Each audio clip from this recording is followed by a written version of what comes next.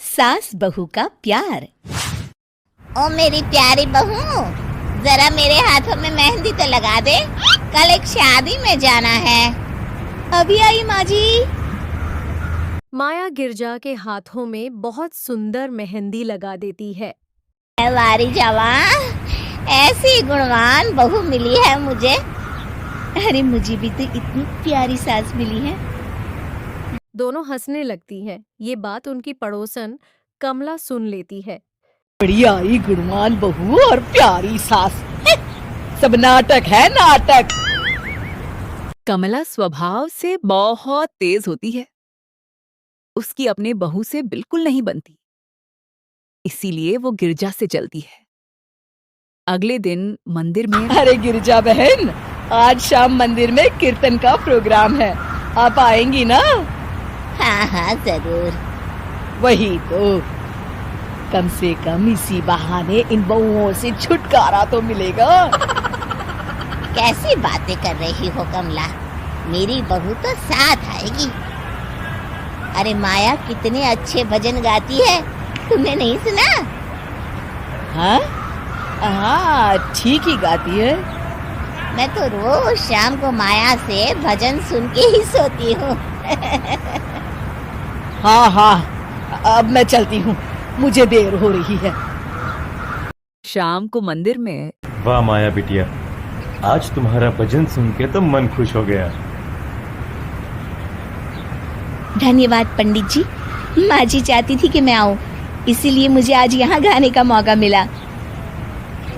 भाई धन्य हो गिरजा, इतनी प्यारी बहू मिली है तुम्हें। सो तो है पंडित जी। कमला दूर खड़ी सब सुन रही होती है। इनका प्यार तो अब मैं निकालती हूँ। अगले दिन कमला छत से आवाज माया लगाती को है। अरे माया, जी बुआ जी। जरा इधर तो आना, कुछ बताना है। अभी आई बुआ जी। क्या हुआ? माया कमला के पास जाती है। कल सुबह गिरजा मंदिर में कह रही थी कि उसकी किस्मत फूट गई जो उसे तेरे जैसी बहू मिली। अच्छा बुआ जी, किसी बात पर गुस्से में कह दिया होगा। आप तो जानती हैं माँ जी मुझे कितना प्यार करती हैं। अरे वो चाहती ही नहीं थी कि तू मंदिर में आए, वो तो मेरे बहुत कहने पर तुझे लेकर आई। दरअसल बुआ जी, घर पर बहुत काम रहता है ना, इसलिए माँ जी ने सोचा होगा मैं थक जाऊंगी। देखिए ना, कल हम मंदिर से देर रात घर आए तो उन्होंने कोई काम मुझे अकेले नहीं करने दिया। खाना उन्होंने खुद बनाया। अरे ये कलमुही तो अपनी सास की बुराई करने को तैयार ही नहीं। और कुछ बुआ जी? है? नहीं नहीं, और कुछ नहीं, अब तो जा यहाँ से। अगले दिन मंदिर में अरे ओ गिरजा, कल तेरी बहू आई थी मेरे पास। माया आई होगी, वो सबसे हंसती बोलती रहती जो है। अरे हंसना बोलना क्या, तुझे कोस रही थी। ऐसा हो ही नहीं सकता, तुझे सुनने में कोई गलती हुई होगी। कसम से गिरजा, वो कह रही थी मुझे तो मेरी सास ने नौकर समझ लिया है। दिन भर घर का काम करती रहती हूँ मैं, और मेरी सास आराम करती है। अरे ज्यादा काम से थक गई होगी तो गुस्से में कह दिया होगा। वैसे भी काम तो वो करती ही है। मुझे आराम की आदत उसी ने लगाई है। हाँ। जो भी हो, थोड़ी नकेल कस ले, बाद में ये बहुएं सास को घर से ही निकाल देती है। कैसी बातें करती हैं कमला, मैं तो कहूँगी तू अपनी बहू के साथ प्यार से रहा कर, इधर उधर की बातों में ज्यादा ध्यान मत दिया कर।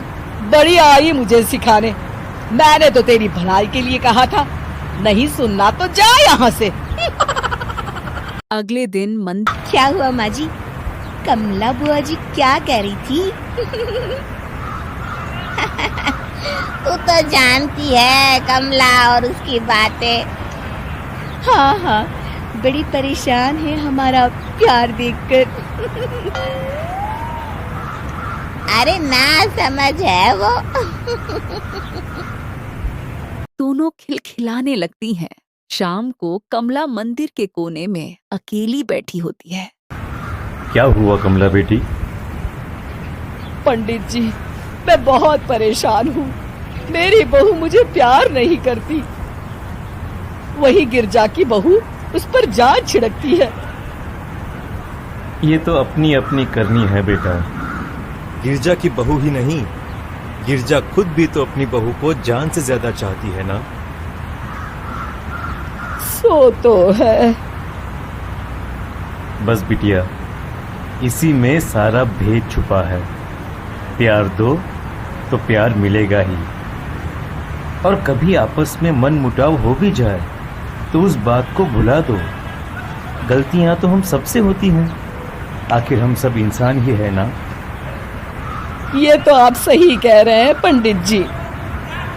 अब जाओ और दूसरों की बगिया में आग लगाने की जगह अपने बगीचे के पौधों को सींचो। जी पंडित जी। शिक्षा दूसरों को अच्छा देख उनसे ईर्ष्या करने की जगह खुद को अच्छा बनाने का प्रयास करें।